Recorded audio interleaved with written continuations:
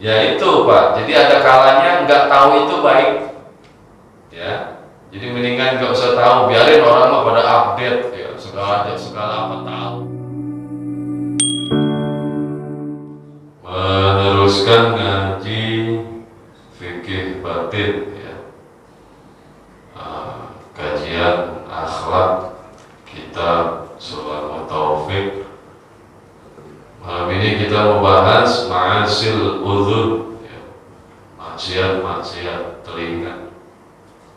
Pada prinsipnya begini Pak, pada prinsipnya nih ya, sesuatu yang nggak boleh diucapkan boleh nggak didengar, kan gitu ya. Ya kan prinsip sebenarnya setelah kita bahas dosa-dosa lisan itu kan berarti kata-kata yang nggak boleh terucap, gitu ya, dosa-dosa lisan. Ya pada prinsipnya begitu memang. Perkataan-perkataan yang nggak boleh terucap maka itu juga tidak boleh didengar, kan begitu prinsip.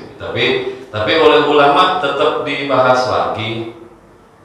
Ya sebenarnya nggak usah diadakan gitu, kita udah paham ya dengan sendirinya mungkin kita udah ngerti, tapi ya tetap oleh ulama diadakan lagi pembahasannya dosa-dosa telinga, ya, sebagai sebagai katakanlah penegasan kembali begitu.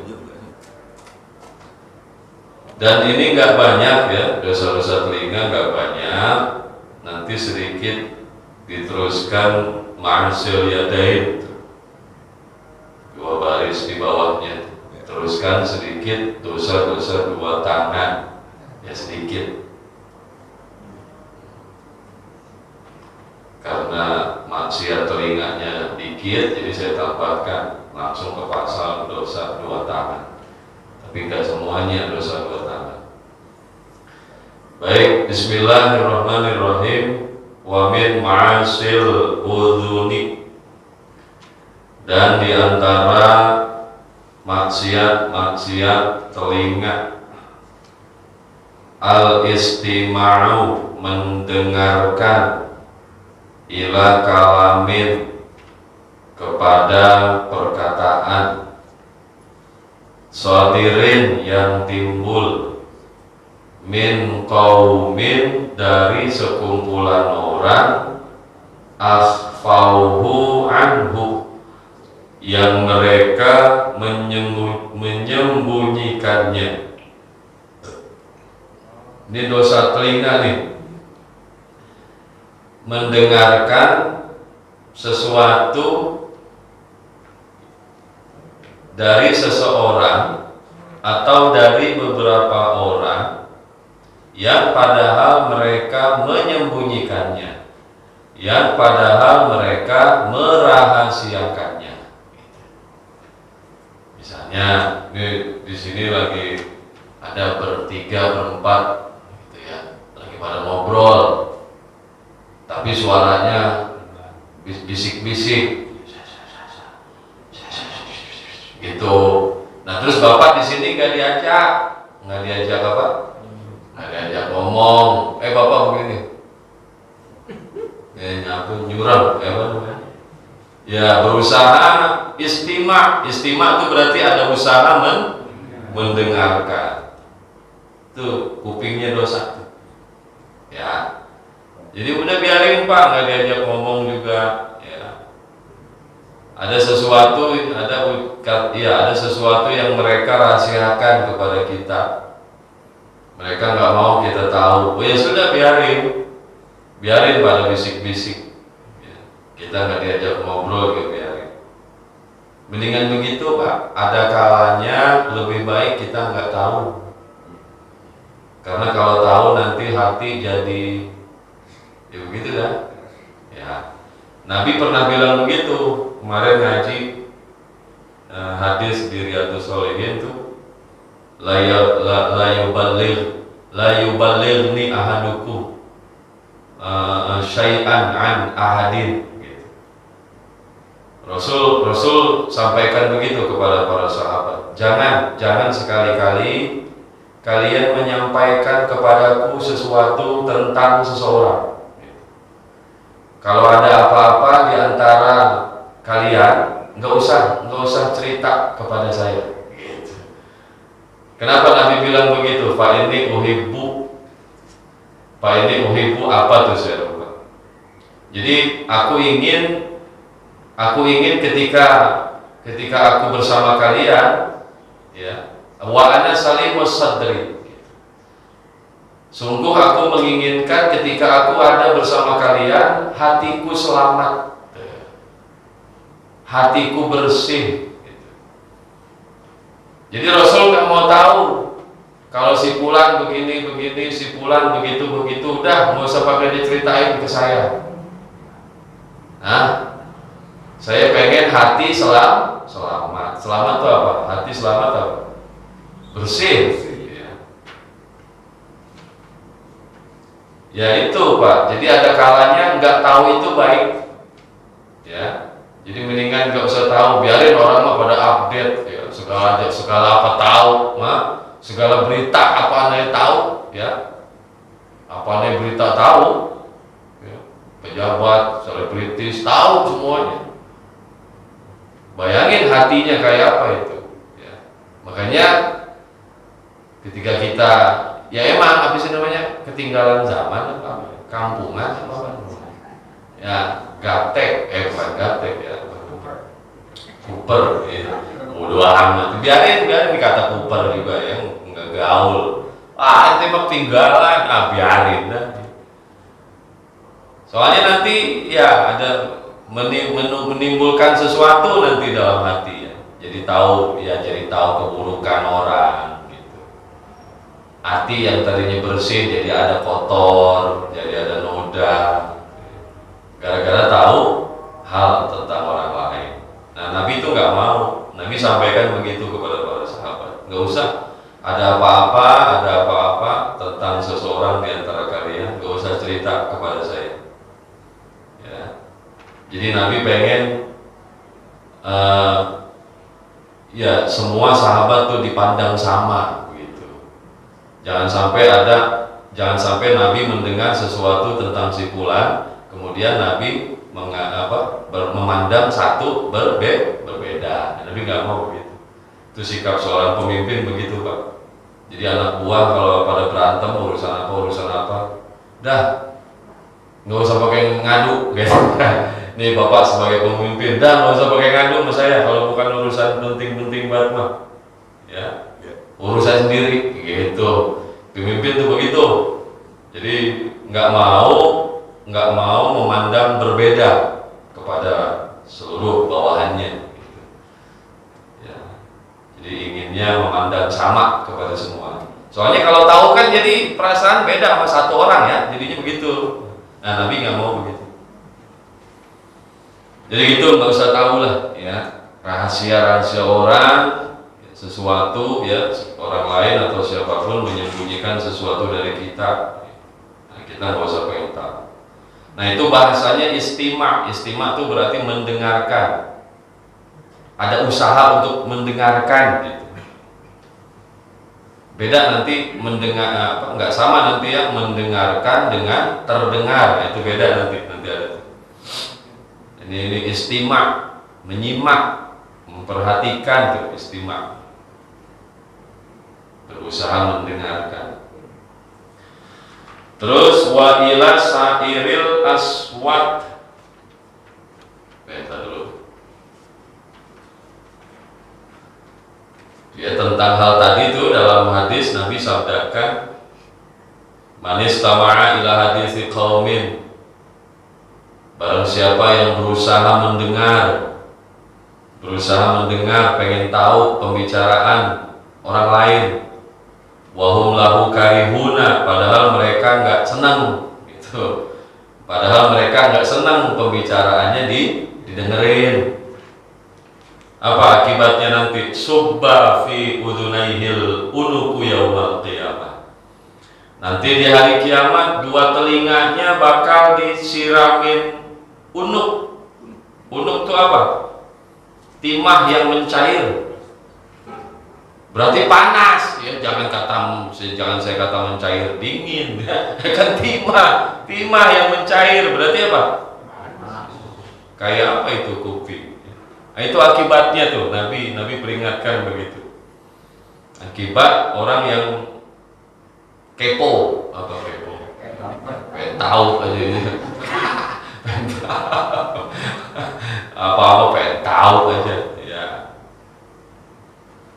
nggak usah pura-pura budak itu bagus ya, pura-pura budak. Ada cerita ulama yang pura-pura budak tuh. Saya pernah cerita kan di sini ya. Belum ya. Ada ulama Pak sampai sekarang terkenal, akhirnya sampai sekarang namanya itu si tuli, si budak, padahal budaknya pura-pura. Jadi dia selain ulama, ya sufi namanya juga ya. Ya dia aktivitas sehari-harinya berdagang. Ya, ada nih datang seorang wanita mau belanja. Udah selesai belanja, kharaja rihuha. Udah selesai belanja, tuh perempuan buang angin. Buang angin, apa buang angin? Itu fasfarra wajhuha, wajahnya merah langsung. Apa tanda apa tuh wajahnya merah? Malu. Nah itu yang punya warung dengar itu suara apa? Suaranya gimana ya kira-kira waktu itu? Gitu kali ya. Bos gitu kali ya. Dengar itu yang punya warung, si bapak, si ulama itu yang punya warung dengar. Falam masa'alat hu'an syai'in ajabaha bil akhar. Nah, ceritanya masih ada yang mau dibeli itu oleh si perempuan. Dia ngomong dah tuh si perempuan, nanya lagi kepada yang punya warung. Berulang kali tuh ngomong. Gitu.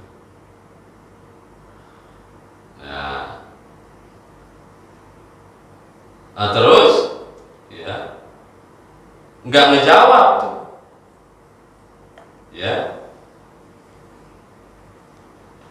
Ya, pala masalat hu'an syai'in, setiap tuh perempuan nanya tentang sesuatu, ajabaha bi akhor.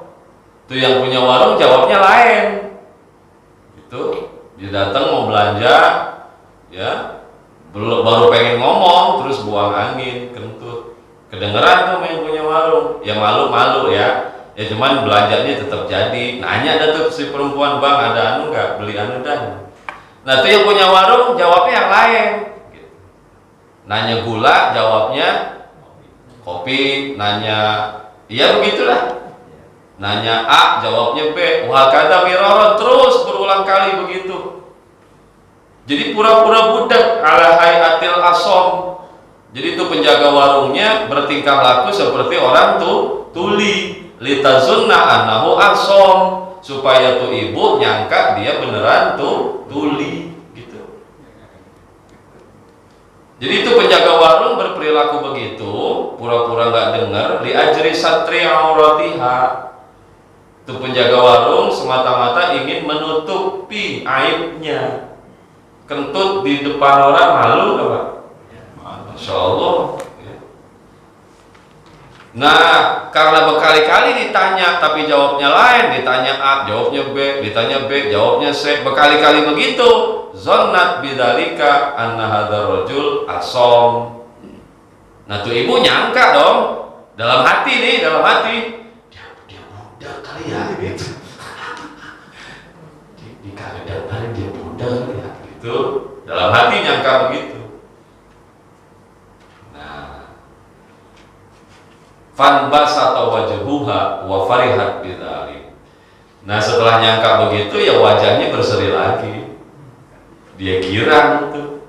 Pulang dah tuh. Tuh madhahabat. Ya pulang dah. Padahal pura-pura doang tuh penjaga warungnya. Itu saking jaga aib gitu. Mendingan pura-pura budak. Yang akhirnya tuh ibu cerita sama orang-orang bahwa penjaga warung itu nggak dengar, terkenal lah sampai sekarang. Hatim al-Asom gitu. Ulama gitu. Terkenalnya sampai sekarang Hatim Al-Asom, Hatim si tuli, padahal tulinya pora-pora. Nah, ini ya perilaku terpuji apa namanya? Ya, pura-pura budak gitu ya. Biarin dah nggak denger gitu. Boleh saja. Ya, terpuji itu. Kita mah mungkin terbalik ya, malah pengen denger. Malah pengen tahu lah. Ya, udah biarin. Kalau itu sesuatu yang dirahasiakan, berarti itu perkara aib, gitu aja Pak. Ya, romannya dia nggak mau kita tahu, romannya mereka nggak mau kita dengar. Berarti itu perkara aib, gitu aja. Udah, mendingan pura-pura budak. Nggak apa-apa nggak diajak ngomong. Karena kalau diusahain dengar, diusahain tahu, jadi dosa. Wa ila sairil aswatil muharramah, dan kepada semua suara-suara yang diharamkan. Gak boleh juga tuh, dosa telinga juga ya, mendengar semua suara-suara yang dilarang, suara-suara yang diharamkan ya, omongan-omongan apa. Kayak kemarin dibahas suara seruling tuh ya. Kan kemarin di dosa apa? Dosa lisan ya. Dosa apa? Ada disebut seruling ya. Ya menurut satu pendapat di kitab ini, seruling itu hukumnya haram. Padahal ya memang masih ikhtilaf Pak, masih terjadi perbedaan pendapat para ulama tentang alat musik. Ada yang berpendapat dilarang, hukumnya haram. Ada yang berpendapat boleh. Nah, di kitab ini ya saya harus jaga adab ya, karena kita ngaji kitab ini ya semua ya, saya menyampaikan apa yang ada di sini semua. Nggak boleh ya, nggak boleh saya sembunyikan gitu. Terlepas nanti memang masih ikhtilaf para ulama perihal alat musik. Dan yang dosa itu dengar langsung dari alatnya. Jadi dengar suara alat musik langsung dari alatnya. Dari alatnya langsung. Kalau dari ya kaset dari sini, yang kedengeran tuh alatnya langsung bukan apa atau rekaman. Enggak kalau dari sini. Dengerin dah. Iya. Gak apa-apa Pak, dengerin lagu-lagu yang bukan langsung dari alat musiknya, gak apa-apa. Yang dilarang itu langsung mendengar suara alat musik langsung dari alatnya. Menurut satu pendapat di sini di kitab ini. Ya, mohon maaf ini kalau ada penggemar Bang Haji Roma Irama. Porsa, ada Porsa. Apa sih singkatannya Porsa apa sih? Forum. Wakal istimai, dan seperti mendengarkan ilal ghibati, kepada hal ghibah, wal namimati, dan namimah. Dengerin perkara-perkara ghibah, mendengarkan perkataan-perkataan ghibah dan namimah, dosa itu telinga. Makanya begitu setel TV acara selebritis ya lagi ngomongin kejelekan seseorang, jangan diterusin denger ya, ganti aja. Kalau antang malah antang ini mah ya, kupingnya dosa itu kuping, malah antang itu kuping. Namimah gitu juga, adu domba. Wasairil aqwalil muharramah, dan semua perkataan yang diharamkan, gak hanya ghibah dan namimah, semua kata-kata ya, ucapan-ucapan yang dilarang itu juga nggak boleh didengerin. Lawakan-lawakan yang sifatnya ngatain, menghina, ya lucu ya, lucu, tapi kalau sifatnya ngatain, menghina, itu dosa telinga. Kan ada ya orang lucu biar kita ketawa. Cuman perkara yang dilawakin, ya, perkara yang sifatnya menghina orang lain, jangan didengerin. Ya boleh Pak, apa sih, hal-hal lucu tuh boleh sebagai hiburan, boleh. Tapi kalau perkara yang dilawakin, apa namanya, perkara merendahkan orang lain, menghina orang lain, nah, ini telinga dengarnya jadi dosa. Lebih baik jangan. Bebesan kosong ya. Iya. Nah, hal-hal lucu boleh buat hiburan. Karena Nabi juga suka bercanda, ya. Nabi senang bercanda. Tapi bercandanya Nabi benar, bukan perkara bohong. Itu yang ontak, ya. Dikata anak ontak, ya ontak, anak ontak. Yang namanya ontak, ya anak ontak. Ya. Bikhilafima, berbeda dengan idza dakhala alaihi, apabila masuk kepadanya as-sima'u, perilaku mendengar, min ghairi ikhtiyarin, tanpa ada kehendak. Yang tadi saya bilang, beda antara mendengarkan dengan kedengeran. Ya, mendengarkan sama kedengeran sama nggak? Beda, kan kuping kita nggak budek, kuping kita sehat, ya kedengeran namanya. Nah kalau kedengeran itu suara tanpa ada usaha, gitu, ya, tanpa ada usaha mendengarkan, tapi itu kedengeran, masuk begitu aja ke telinga. Nah itu bisa jadi nggak dosa itu. Wa karihahu, dan dia tidak suka itu. Terdengar bukan mendengarkan, tapi itu kedengeran, bisa enggak dosa kalau dia langsung yang ngerasa enggak suka gitu. Misalnya lagi lewat pos tuh kan, pos tuh ya, lagi ada orang tuh berempat bertiga, bapak lewat, ternyata tuh orang yang di pos lagi ngomongin siapa gitu deh ya, kan kedengeran tuh sama bapak yang lewat. Begitu kedengeran, bapak langsung gitu, langsung buru-buru nggak mau denger. Nah itu nggak dosa, namanya terdengar, nggak sengaja denger itu mah. Ya begitu bapak denger, langsung aja dicepetin jalannya, nggak mau denger. Nah beda kalau terdengar tapi malah anteng. Iya, lagi lewat. Lah iya ini. Lah iya ini katanya. Lah ini berita ini. Waduh. Jadi masuk tuh suara ke dalam telinga, masuk, kedengeran, nggak dikehendaki, terus kedengeran begitu aja. Wa karihahu, dan dia nggak suka itu. Dia nggak suka itu, dia langsung buru-buru jalan, nggak mau kedengeran lagi. Nah itu yang nggak dosa.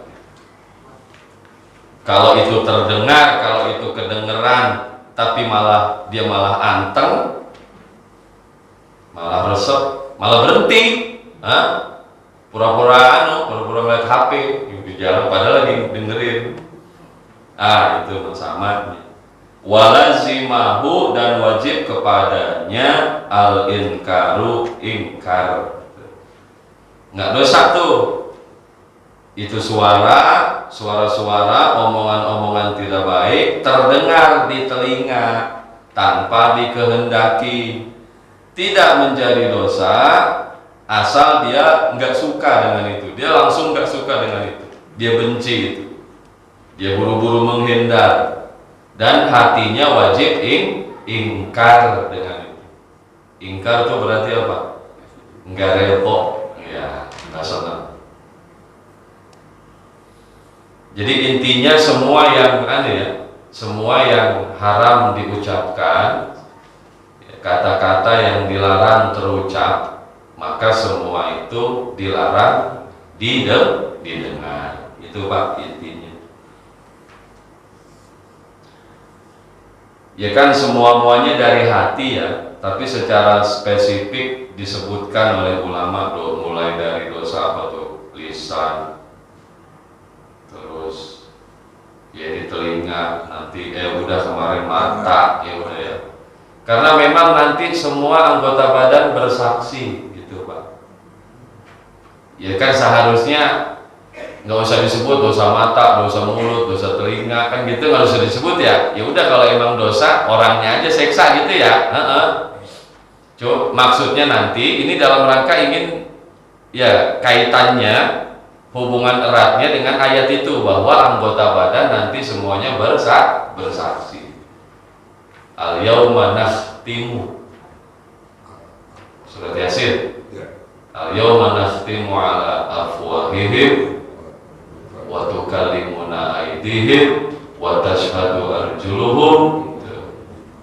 Al yauma nakhtimu ala afwahihim, di hari itu nanti kami tutup rapat mulut-mulut mereka. Mulut Allah gak kasih ngomong nanti. Wa tukallimuna aydihim, tangan-tangan mereka berbicara kepada kami. Nah itu dalam rangka itu. Ya. Makanya dirincikan lagi, ini dosa tangan, ini dosa mulut. Nanti masing-masing anggota badan itulah yang mengaku di hadapan Allah. Tangan ngomong begini, nanti kakinya bersaksi, ya bener. Tangan ngaku berbuat gini, nanti kakinya pun bersaksi. Ya hubungan kaitan eratnya dengan itu, dengan ayat itu. Dan gak banyak tuh maksiat telinga. Wa min ma'asil yadaini. Sekarang pasal maksiat dosa-dosa dua tangan. Apa diantaranya maksiat dua tangan? At-tatfifu, mengurangi fil kaili, takeran. Fil kaili, takeran. Apa yang ditaker? Telur. Telur. Timbang itu Pak ya. Beras, gula ya, ditaker. Wal wazni, dan timbangan. Nah ini baru telur ya. Ngurangin timbangan, telur, ya, jeruk, buah-buahan, mangga. Wadzar'i, ngurangin ukuran. Apa nih ukuran? Meteran, tahu aja lo, tukangan. Ya, meteran ya. Hati-hati tuh. Walaupun sesenti 2 senti, jangan dikurang-kurangin. Jangan salah patok ya, jangan salah nandain, jangan salah batas, jangan salah ngasih batas ya. Disengaja-ngaja ngurangin itu ukuran. Tangannya dosa. Wal adadi, dan bilangan jumlah. Tukang ikan tuh 1 2 3 2 2 2 3 2 2. Gitu ya, hitungnya begitu ya. 1 2 3 4 5 5 mulutnya masih 5, tangannya nggak ngomong, tangannya mah nggak bergerak, mulutnya mah udah 5. Tangannya baru bergerak 2 kali, mulutnya udah 5. Hati-hati tuh ya. Ya elah. Tukang apa itu? Tukang ikan gitu ya.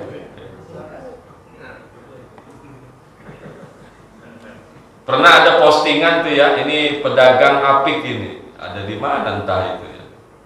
Yang dagang udah tua, jadi di foto, ya ada gambar di situ foto si bapak yang lagi naker barang jualannya. Jadi apalah misalnya beras gitu. Cuman wadahnya bukan kresek, bukan plastik, kertas. Jadi kan timbangan itu kan di sini pemberat. Kan gitu ya, di sini pemberat, di sini barangnya, di sini pemberatnya. Nah di sini barangnya nih, di wadah ini barangnya, berasnya diwadahi dengan wadah kertas, pembungkus kertas. Nah di sini pemberatnya, Cuman saking apiknya, ini kan pemberat nih, gitu. Cuman di bawah pemberat ditaruh lagi kertas pembungkus. Paham ya? Ya, kertas yang sama buat ngebungkus beras, ditaruh lagi selembar gini, baru pemberatnya. Kan sama jadinya ya. Jadi itu bapak, saya jualan beras, bukan jualan kertas. Ya oke lah, setelah ditimbang nih beras 2 liter, 3 liter, apakah murni beras 2 liter? Kan kertas ada beratnya, gitu ya.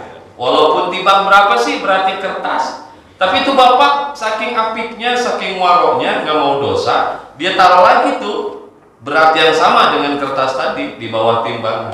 Berarti kan sama ya. Nah ini patut dicontoh. Contoh tuh Pak. Ya kalau wadahnya telur nih, telur 2-3 kilo tuh telur pakai wadah plastik. Berarti di timbangannya ditaruh lagi plastik yang sama, ukuran sama, baru pemberat. Iyalah plastik timbang berapa tidak beratnya? Ya kan ada beratnya namanya. Jangan pakai timbang berapa, ya ada beratnya namanya gitu. Jadi kalau nggak pakai, kalau di bawah pemberat nggak ada apa-apa lagi, berarti ini telur 3 kilo sama plastik gitu. Ya nggak? Kurang kan berarti? Iya. Yang seharusnya ada 1 telur yang lebih gede gitu. Iya kan? Ada 1 telur yang gede dikit ya. Tapi ini enggak, ketutup, ketimpa sama berat plastik. Itu warok, itu pedagang warok begitu, patut layak dicontoh. Nah, ya bapak kapan-kapan jualan buah, jualan apa. Jadi kalau ya kan begitu ya, wadah kan ada wadah tembaganya tuh ya, nah, itu emang anunya, itu memang dihitung itu mah. Nah, nanti plastiknya ditaruh di situ. Plastiknya udah ditaruh di situ duluan gitu, baru telurnya, baru buahnya. Nah harap di bawah pemberat ditaruh lagi plastik yang sama gitu. Beda kalau di atas wadah tembaganya tuh langsung telur, nanti ditaruh plastik belakangan. Nah itu mah nggak apa-apa, di bawah pemberat nggak ada apa-apa ya, nggak apa-apa gitu. Wailul lil mutaffifin gitu ya, celaka buat orang yang suka ngurang-ngurangin. Wasariqatu, dan mencuri, nih juga dosa tangan. Mencuri, nyolong. Mencuri itu apa? Mencuri, ngambil hak orang lain secara secara sembunyi. Itu namanya mencuri. Beda nanti sama itu tuh ada tuh gosok. Dan pencuri itu ada hukumannya ya Pak. Perilaku pidana, tindak pidana pencurian dalam Islam nanti ada hadnya, ada hukumannya. Apa hukumannya? Potong tangan. Mencuri pertama kali potong tangan kanan. Setelah potong tangan kanan, nyolong lagi, potong kaki kiri, silang. Tapi potong kaki kiri setelah mencuri yang kedua kalinya, potong kaki kiri hukumannya itu setelah sembuh tangan kanan yang dipotong duluan. Kalau belum sembuh, tunda. Itu juga hukuman potong tangan itu ketika barang yang dicuri yusawi ruba'a dinarin, barang yang dicuri sebanding dengan harga 1/4 dinar. Dinar itu emas. Di konversi. Saya lupa. Konversi, ya. Dikonversikan ke gram 4,25. 1 dinar itu 4,25 gram. 1 gram berapa Bu emas? Kalau emas nanyanya sama ibu-ibu aja. Berapa Bu harga 1 gram emas? Hah? 900. 1 dinar itu 4,25. Nih ada nih. 1 dinar itu 4,25 gram. Berarti berapa tuh 1 dinar? Diuangkan berapa tuh? Ya segitu dah ya. 900 kali 4. Saya jebot Pak matematik bener-bener bebel ya gitu. Berapa? Ya dah segitu dah ya. Nah kalau hukuman potong tangan tuh mencuri, kalau barang yang dicuri itu sebanding dengan 1/4 dinar, 1/4 dari 4,25 gram. Berapa coba? Kan diuangkan tadi tuh, nah tinggal ambil 1/4-nya. Berapa? Enggak sampai 1 juta ya. 900 kali 4 ya segitu dah ya. Nah 1/4-nya ambil 1/4-nya. Kalau barang yang dicuri sebanding seharga itu 1/4 dinar, 1/4 dari 4,25 gram emas, nah baru kena potong tangan. Ayam 1 berapa sih harganya ayam 1? Hah? Iya dah, nggak kena. Kali ada ayam harganya sampai 1/4. Ya iya. Ayam apaan? Pelung kali.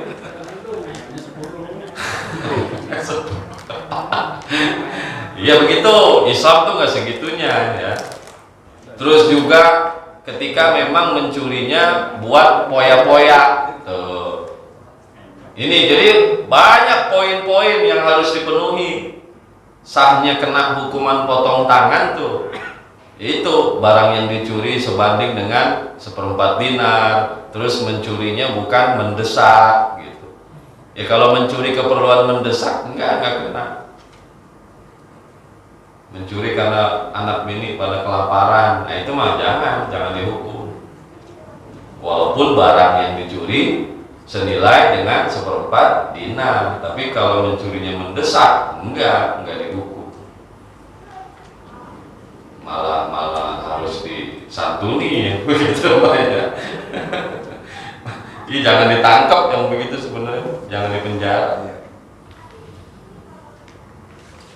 Mencuri pertama kali potong tangan kiri, mencuri kedua kali mencuri pertama potong tangan kanan, mencuri kedua potong kaki kiri, mencuri ketiga potong tangan kiri, mencuri keempat potong kaki kanan. Udah, nyolong lagi. Suma in ada ba'da dzalik uziro. Kalau masih nyolong juga ditakzir. Apa ditakzir? Di penjara dah ya. Masih nyolong aja Pak.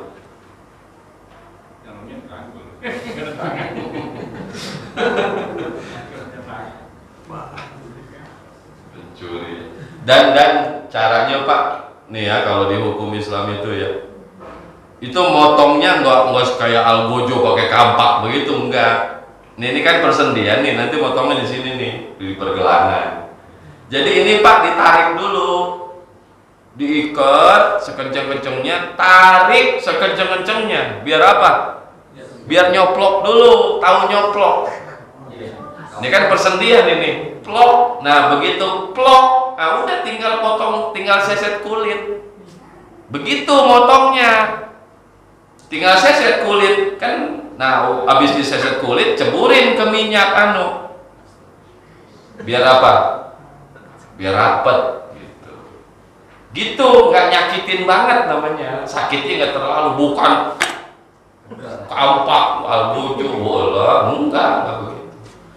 Begitu caranya dibikin nyoplok dulu tuh, kaki begitu juga, ini kan persendian ini. Plok, tarik, nah tinggal kulitnya kan tuh ya, jadi tinggal nyeset doang kulit. Gitu, motongnya begitu. Ya sakit, ya sakit, lagian nyolong. Ya sakit emang. Enggak, di kita mah enggak ada hukum begitu. Kita mah Pancasila. Enggak ada. Iya itu zaman Nabi dulu ya. Sekarang Enggak, ulama-ulama kita ya banyak persyaratan yang harus dipenuhi itu ya, untuk bisa memperlakukan hukuman-hukuman itu. Wanahbu, dan merampas. Apa nih merampas? Iya, jambret. Kalau tadi mencuri, ngambil barang orang diam-diam.